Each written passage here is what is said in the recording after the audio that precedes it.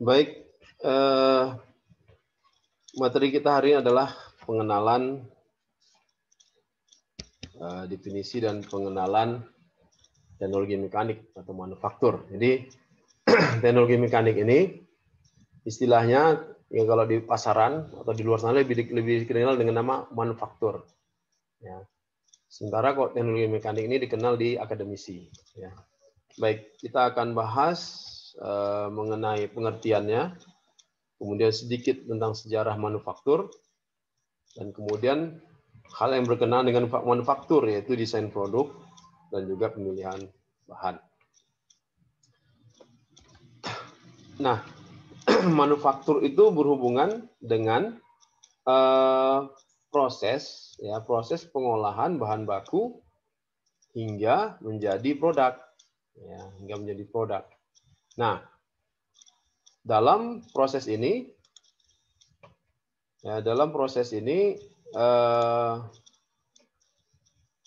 akan melibatkan bahan baku sendiri atau bahan mentah, kemudian alat-alat produksi, kemudian nanti berhubungan erat dengan biaya produksinya yang bertujuan untuk menentukan berapa harga dari produk tersebut yang akan dilempar di pasaran. Dan kemudian apakah produk tersebut memerlukan perawatan. Nah, di sini proses manufaktur perlu dipelajari. Nah, untuk ilustrasinya dalam proses manufaktur atau proses membuat produk, proses manufaktur itu tidak berdiri sendiri ya. Proses pembuatan produk dari sebuah produk itu bisa merupakan rangkaian dari pembuatan produk yang lebih besar.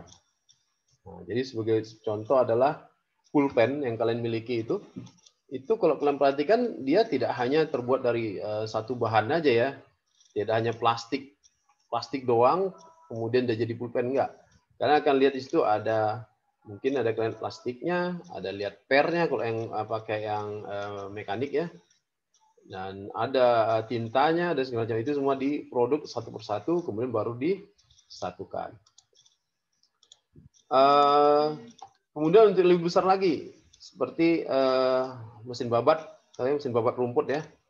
Nah, mesin babat rumput itu juga terdiri dari beberapa elemen ya. Kalau di sini di slide ini kalian lihat rotary lawn mower itu adalah mesin babat ya, mesin babat rumput itu terdiri dari 300 elemen atau 300 produk, 300 komponen yang dibuat, yang dimanufaktur, kemudian dijadikan satu. Kemudian piano ya terdiri dari 12.000 komponen dijadikan satu menjadi namanya piano. Nah, sementara nama piano sendiri ya nggak ada sebenarnya, tapi disatukan produk itu ya, pernya segala macam saya nggak tahu ya, saya nggak punya piano di rumah. Nah, tapi berdasarkan hasil penelitian itu dia terdiri dari 12.000 komponen yang disatukan dan menjadilah bentuknya atau namanya adalah piano. Kemudian sepeda motor atau mobil ya, di rumah kalian mungkin ada mobil atau sepeda motor. Nah, itu lebih banyak lagi. Ada 15.000 komponen, bahkan lebih.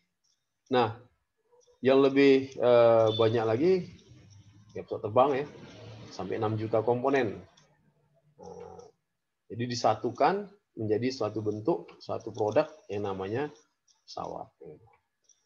Baik, itulah pengertian dari manufaktur. Jadi proses pembuatan produk dari mulai bahan baku, kemudian menjadi komponen-komponen, dan komponen disatukan, itulah manufaktur. Atau proses dari pembuatan dari bahan baku menjadi komponen, satu komponen, itu juga disebut manufaktur. Jadi cakupan manufaktur itu adalah proses pembuatan produk. Jadi itu yang akan kita bahas selama 1 semester ini. Nah, kuliah manufaktur ini adalah sebenarnya kuliah lanjutan dari kuliah kalian pada semester 1, yaitu gambar teknik. Kalau di gambar teknik, kalian hanya mendesain ya, membuat gambar. Ya, membuat gambar. Itu pun saya berikan, kalian suruh gambar. Nah, kalau di manufaktur ini, gambar kalian itu nanti disatukan. Nah, jadi gambar yang kalian buat di semester 1 adalah komponen-komponen. Nah, kemudian disatukan Mulai proses manufaktur namanya satukan, jadilah sebuah produk. Nah, jadi masih ada hubungannya kuliah kita ini dengan kuliah semester 1. Baik. Sejarah manufaktur. Manufaktur sendiri itu diambil dari bahasa Latin. Ya, yaitu dari dua kata yang namanya manu dan factus, ya. Yang artinya adalah dibuat dengan tangan, ya. Ya, dulu emang ya dibuat dengan tangan, tapi kalau sekarang semua serba otomatis, nggak lagi tangan manusia. Manusia hanya memprogram saja, kemudian dia jalan sendiri. Gitu. Nah, tapi tetap kontrol oleh manusia. Jadi tetap dianggap dibuat dengan tangan, walaupun tangannya bukan tangan manusia langsung. Nah, istilah manufaktur itu baru trennya di 1683. Ketika mulai dilakukan produk dilakukan pembuatan produk secara massal, ya. Baru dikenal namanya manufaktur. Nah, dalam manufaktur, ya, dalam proses manufaktur itu ada 4 komponen bagian yang selalu erat hubungannya dengan manufaktur, yaitu pertama bahan. Ya. Tidak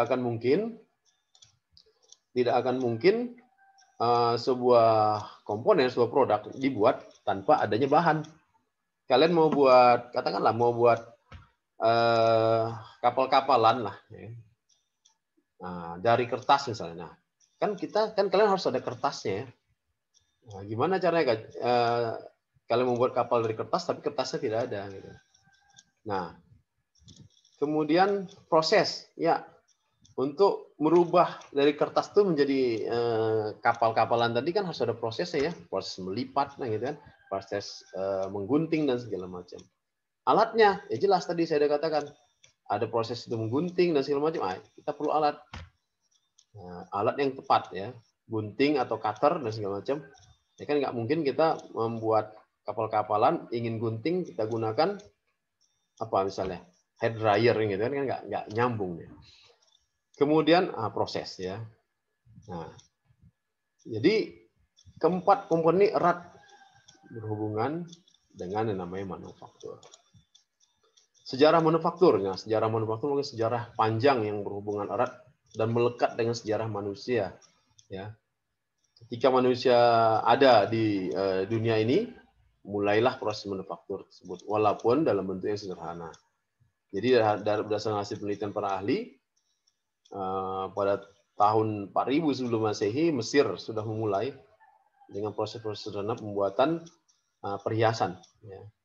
Dengan proses hammering, pemukulan, dipukul, ya. Kemudian stamping, cap. Nah, kemudian masuk ke zaman Romawi kuno. Nah, zaman Romawi, bangsa Romawi bukan bangsa yang hobi perang. Makanya di zaman tersebut proses manufaktur berhubungan dengan armor, berhubungan dengan alat perang, ya. Jadi buat helm perang segala macam lah, sampai bangunan dan segala macam mereka buat, ya. Ya. Kemudian masuk masa Renaissance, ya. Masa runtuhnya Romawi, lahirnya lagi masa baru, ya. Nah, di sini mulai dikenal proses penggunaan penggunaan sumber alam untuk membantu kerja manusia, seperti penggunaan energi air untuk penggilingan gandum dan segala macam, itu water power, ya. Di sini ada water power. Jadi sudah lebih maju lagi, gitu, ya. Nah, kemudian masuk ke masa revolusi industri pertama, di mana ditemukannya mesin uap, ya. Nah, maka proses manufaktur pembuatan produk-produk manufaktur, produk-produk yang berhubungan dengan mesin uap itu sangat diperlukan, ya. Kemudian masuk ke Perang Dunia Pertama dan itu pasti, ya, itu masa-masa teknologi, berkembangnya teknologi perang, ya. Pesawat terbang muncul, motor tank muncul dan segala macam, ya, kapal laut untuk perang segala muncul. Itu semua melalui proses manufaktur. Kemudian masuk ke masa revolusi industri kedua, ya. Masa revolusi industrial itu dimulai dengan ditemukannya komputer pertama. Ya. Nah, mulai komputerisasi dan seterusnya, ya, seterusnya. Hingga sekarang yang kita rasakan proses manufaktur itu udah otomatis, ya, otomatis. Kemudian udah nano lagi. Nano itu ukurannya tak bisa dilihat oleh mata lagi, ya. Jadi membuat mengobati manusia dengan teknologi nano, ya, sehingga virus itu bisa ditangkap seperti menangkap ayam gitu, ya. Nah, itu teknologi sekarang. Baik. Nah, proses manufaktur berhubungan erat dengan desain produk. Apa itu desain produk? Nah, desain produk merupakan kegiatan yang berhubungan untuk merubah atau meningkatkan karakteristik suatu produk sehingga fungsinya, ya, dapat tercapai, ya. Fungsi produk tersebut dapat tercapai dan kualitasnya lebih baik. Contoh sederhana, kursi. Zaman dulu ketika saya kuliah S1 dulu, ya, di teknik mesin usuh, ya, kursi kami itu kursi kayu, ya. Kursi kayu, dan kursi kayu itu apa namanya, ya, tidak disiapkan tempat untuk menulis, ya. Jadi kalau menulis tuh pegang pakai tangan gini. Nah, efeknya apa?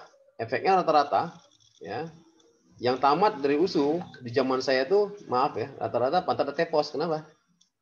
Karena pakai kayu, ya. Jadi kena pengaruh kayu tadi yang rata, ya, pantatnya rata-rata tepos, ya. Nah, sekarang dengan produk sama yang namanya kursi telah berkembang, gitu. Orang berpikir gimana caranya supaya si mahasiswa ini nyaman, ya, belajar, maka berubahlah kursinya menjadi kursi busa. Tapi kalau di metrologi kalian belum pernah masuk, ya. Kalau di metrologi saya lihat mesti kayu, ya, mesti kayu. Bisa nanti kalian usulkan untuk berubah menjadi busa supaya nyaman. Tapi nggak tahu lah, selesai pandemi lah, ya. Kalau masih pandemi, ya kita masih seperti ini kuliahnya, ya. Kalian berada di mana, saya pun berada di mana, saya nggak tahu. Kalian pun nggak tahu saya berada di mana, ya kan. Nah, kalau kalian lihat latar belakang saya ini kan seperti pabrik, saya kan. Saya bisa menyembunyikan latar belakang saya, kan. Baik. Kemudian desain produk ini berhubungan dengan kegiatan inovatif, ya. Jadi orang-orang yang ditugaskan untuk mendesain sebuah produk ini biasanya memiliki karakter inovasi yang tinggi, ya. Karena kalau dia tidak punya inovasi di dirinya dan tidak punya wawasan, maka produk yang dihasilkan, ya, akan seperti itu aja, kaku, ya, tidak akan berubah.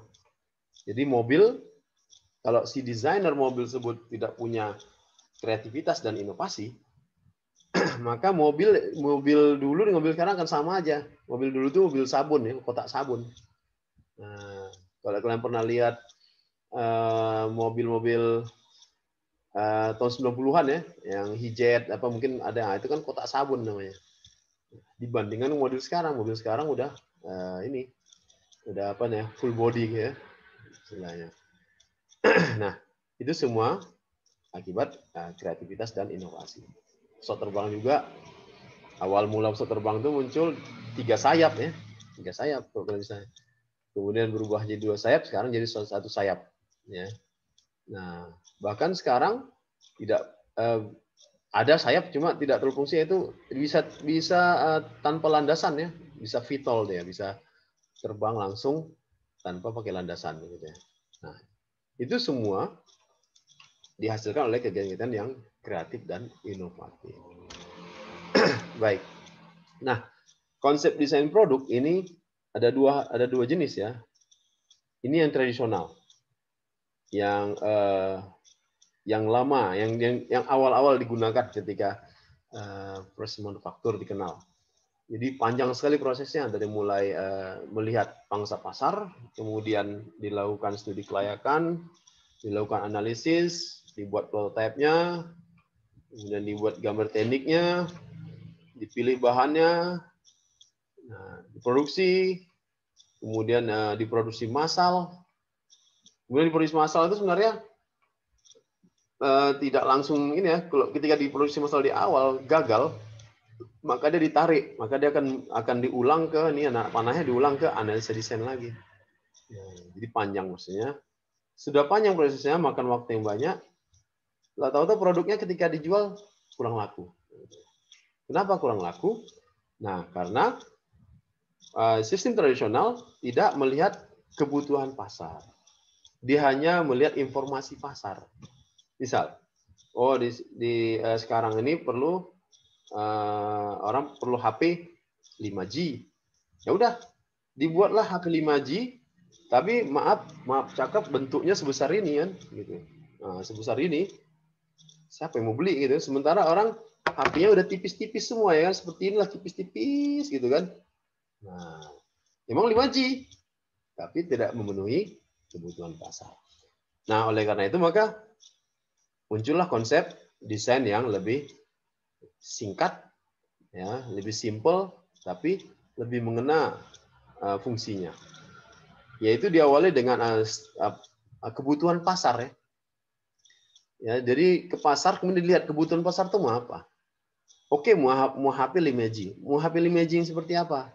Apakah mau yang besar, segede apa? Kotak segede kulkas, sebesar kulkas, atau mau tipis, gitu. Atau bagaimana? Nah, itu kan tuh. Maka disurvei lah.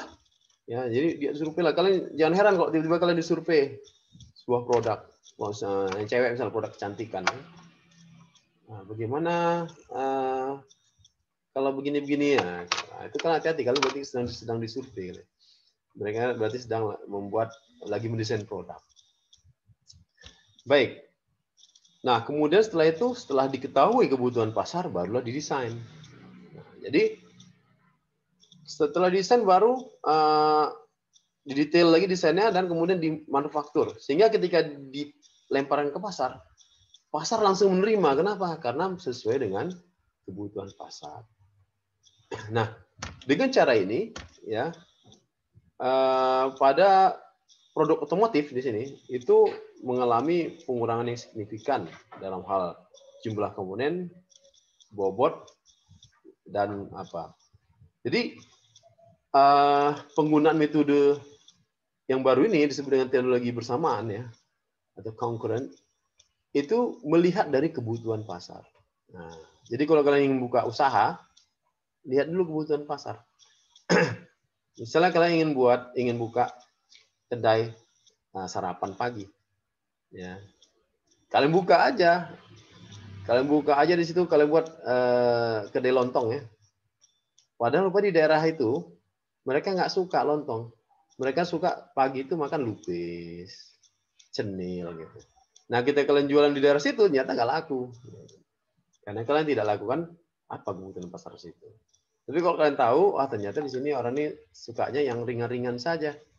Nah, makanya kalian jual lah, misalnya gorengan, sehingga sesuai dengan kebutuhan pasar. Itu contoh sederhana. Ya. Apalagi kalau yang lebih rumit lagi atau lebih tinggi lagi tingkatannya, yaitu seperti sepeda motor ya. Nah, kalian mesti jual. Katakan di daerah ini dia lebih suka sepeda motor apa? Ya. Ternyata di daerah A suka merek Honda. Ya, kalian jual Suzuki, selesailah. Nggak laku-laku jualan kalian.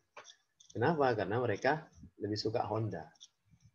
Nah, kenapa suka Honda? Itu kalian survei sendiri. Itu. Di daerah A mereka suka mobil apa misalnya minibus gitu. Nah, kalian datang kalian jual lah apa? Mobil diesel ya. Mobil diesel. Kemudian yang tingkatan-tingkatan Fortuner ya. Ya nggak laku lah gitu kan. Jadi kebutuhan pasar di sini. Oke, baik. Nah, kita keluar dari situ, kita fokus di desain produk. Nah, desain produk berhubungan dengan proses desainnya. Kemudian proses desain ini didukung oleh teknologinya. Dan kemudian pertimbangannya lagi adalah umur pakai dari produk tersebut, ya, umur pakai tersebut. Kemudian ditambah lagi perangkat lunak. Jadi dalam mendesain produk sebaiknya untuk zaman sekarang ini kan didukung oleh software, ya, supaya memudahkan kalian untuk mendesain. Contoh yang paling sederhana adalah AutoCAD, yang telah kita pelajari semester lalu. Jadi kalian gunakan AutoCAD untuk mendesain sehingga kalian tidak terlalu banyak proses, ya, sehingga kalian bisa mendapat gambaran lebih akurat dari produk yang kalian desain. Kemudian prototype, dan juga prototype ini bisa dibuat di software di AutoCAD, dan kemudian virtual prototype, ya, itu masih berhubungan dengan prototype. Ya, jadi dalam desain produk kalian harus pertimbangkan ini. Nah, dukungan teknologi sangat penting sekali dalam mendesain sebuah produk, ya. Ingin buat sepeda motor matic misalnya, ya, nah tapi produknya nggak mendukung, teknologi nggak mendukung, gitu, maka nggak akan bisa. Contoh sederhana aja, mungkin ingin buat sensor ruangan, ya, nanti kalian akan alami itu, ingin buat sensor ruangan yang mendeteksi suhu tubuh di ruangan tersebut, sehingga ketika suhu ruangan panas, maka mungkin air conditioner akan hidup, gitu. Nah, tetapi kalian nggak punya teknologinya, gitu. Sensornya nggak punya, gitu. Kemudian microcontrollernya juga nggak punya, yang nggak ada gunanya, gitu kan. Nah, dalam mendesain produk kalian harus melihat itu, ada nggak teknologi ini digunakan. Kalau tersedia, lakukan. Kalau nggak tersedia, ubah desainnya menjadi yang lebih baik lagi. Kemudian umur pakai juga, ya, seperti tadi, ingin mendesain suhu ruangan pakai sensor yang cuma tahan seminggu. Ya udahlah, produk kalian cuma tahan seminggu aja, habis itu nggak dibeli orang lagi. Kenapa? Rugi belinya. Sensornya cuma tahan seminggu, gitu ya. Pakai seminggu, setelah seminggu harusnya suhu yang terbaca 24, terbaca itu 50, ya. AC-nya hidup terus, ya kan? Oke, baik. Nah, di zaman sekarang ini software desain produk itu udah banyak sekali. Bahkan software tidak hanya desain aja, ya, bisa melakukan analisis simulasi, ya. Nah, itu sudah banyak. Tinggal kalian yang mau menguasainya. Nah, jadi kuasailah salah satu perangkat lunak untuk desain, ya, sehingga kalian bisa lebih mudah membuat atau mengungkapkan, ya, kreativitas kalian. Nah, kemudian desain dalam mendesain produk juga harus kalian lihat dari bahan, ya. Jadi sifat bahan, ya. Jadi gini, misalnya tadi kalian ingin buat alat untuk mendeteksi ruangan, di mana nanti hubungannya ke AC. Nah, tapi tadi sifat bahannya hanya tahan seminggu, wah, itu juga nggak bagus, ya kan? Carilah sifat bahannya yang ini, yang tahan, katakanlah setahun 2 tahun, jangan pula tahannya sampai seumur hidup, ya, rugi lah kalian, nggak ada yang beli lagi nanti. Bukan karena alatnya nggak bagus, tapi terlalu bagus, gitu. Katakanlah kalian perhitungkan 3 tahun alat rusak, dia akan beli lagi. Nah, pada 3 tahun tersebut kalian kesempatan untuk memodifikasi, itu melakukan kreativitas dan inovasi tadi terhadap produk kalian, sehingga produk kalian ketika datang lagi pelanggan lagi, wah, ada bentuk lain, udah lebih menarik lagi, gitu. Kemudian ketersediaan, ya, hati-hati. Di sini janganlah kalian mau buat sensor, ya, mau beli sensor, tapi belinya mesti ke Rusia, gitu. Kan jauh sekali, gitu. Ternyata rupanya di Jakarta, di Singapura ada, gitu, ya. Udah Dapat peringatan saya. 10 menit lagi rupanya. Oke. Nah, jadi kalian perhitungkanlah ketersediaan bahan di tempat kalian. Bahan itu mudah didapat dan banyak. Itu lebih bagus. Nah, daripada bahan ada bahan baku kalian, tetapi belinya mesti ke Alaska, gitu. Atau belinya mesti ke Kanada yang jauh ya. Sementara mungkin di Tanjung Pura, ya kan, Tanjung Merawa ada gitu. Nah, pikirkanlah itu ya kan. Nah, kemudian umur pakai. Jadi berhubungan sifat bahan tadi, ya. Jadi umur pakai, carilah umur pakai yang normal lah, ya. Yang tidak terlalu lama dan tidak terlalu cepat rusaknya. Dan kemudian pikiran juga bahan pengganti. Seandainya produk yang kalian desain ini ternyata ketika kalian mau desain, produk bahan bakunya discontinue atau tidak diproduksi lagi. Nah, itu kalian harus perhitungkan apa kira-kira bahan penggantinya. Ya, bahan padanannya apa. Misalnya kalian biasanya pakai stainless. Ternyata harga stainless karena pandemi ini tinggi. Nah, mungkin kalian bisa lirik ke bahan lain yang anti karat. Ya, misalnya aluminium, ya, atau titanium atau apa yang harganya mungkin terjangkau, gitu ya. Dan seterusnya.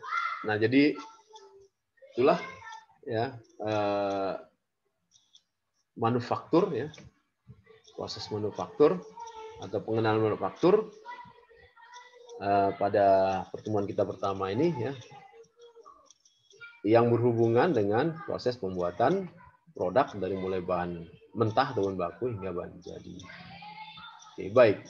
Saya pikir itu aja dulu penjelasan dari saya. Untuk lebih jelasnya kalian bisa baca di di buku saya yang telah saya share ke kalian. Kemudian kalian bisa tanyakan lewat WA atau Edmodo mengenai perkuliahan pertama ini.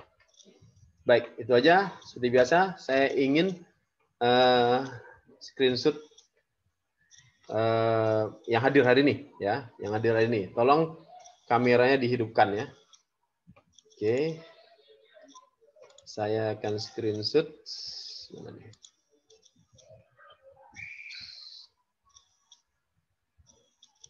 Oke, sebentar. Saya matikan dulu recordingnya.